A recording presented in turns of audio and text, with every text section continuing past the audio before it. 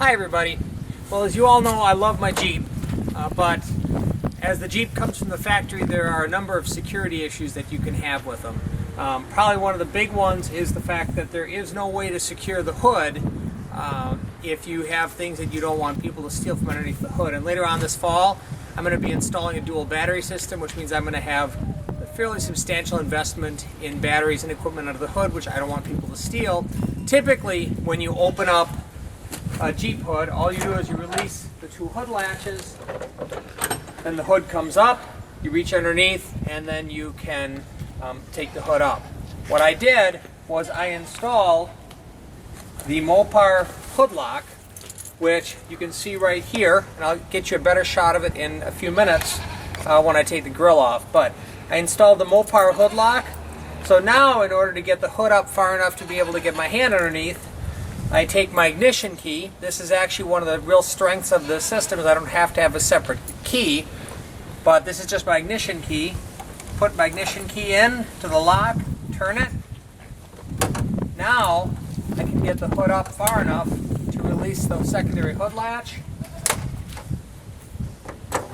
and now I've got my hood up. When the key is in the unlocked position, you can't take it out of the lock, so what you have to do is turn it so that it locked, and then you can remove your key. Now what I want to do is I want to show you how this Mopar hood lock installs behind the grill. So first thing we're going to have to do is we're going to have to remove the grill. I have my cameraman bring the camera up here. And if you see, there are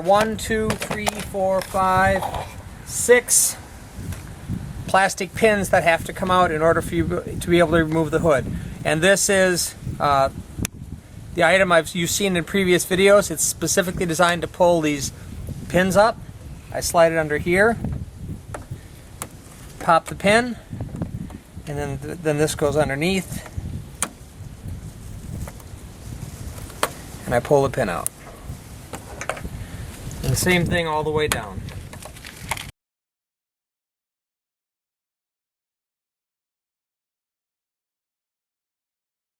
In order to release the grill, now that the pins are out, I simply tip this forward, and if you look down in here, there are clips that have to come out. And so all I do is I pull the base of the grill out, and I pull these clips loose.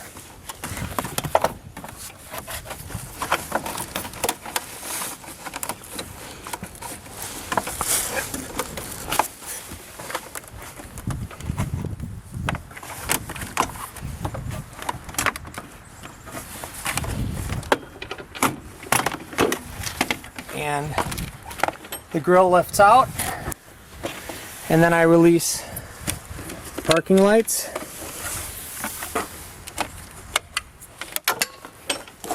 And this is the Mopar hood lock that I installed. It's very easy to put on. The holes are already pre-drilled in the front of the frame, so you just put the hood lock up here in place, and then you install these 4 rivets, 2 on the top and the 2 on the front side. These are larger rivets than most standard rivet guns will be able to install.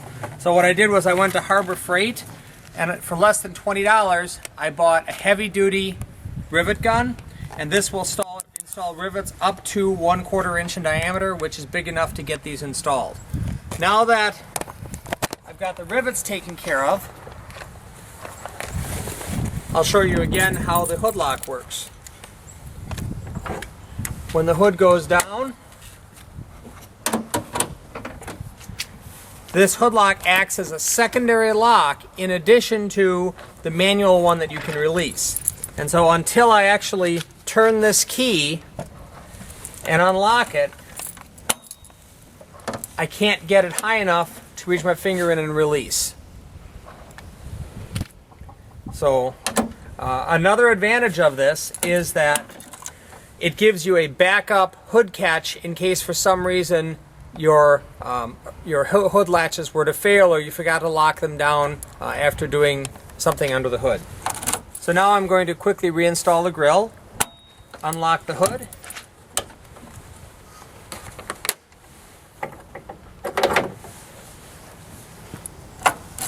lock it back up, and then I'm going to push the waterproof cap in place.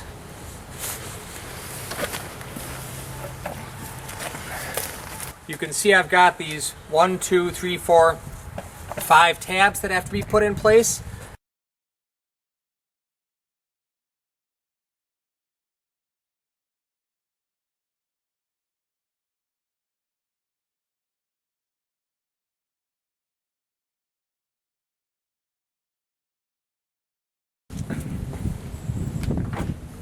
Now I drop the hood,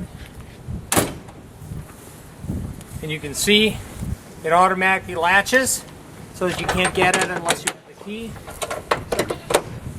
And that completes the installation of the Mopar hood lock.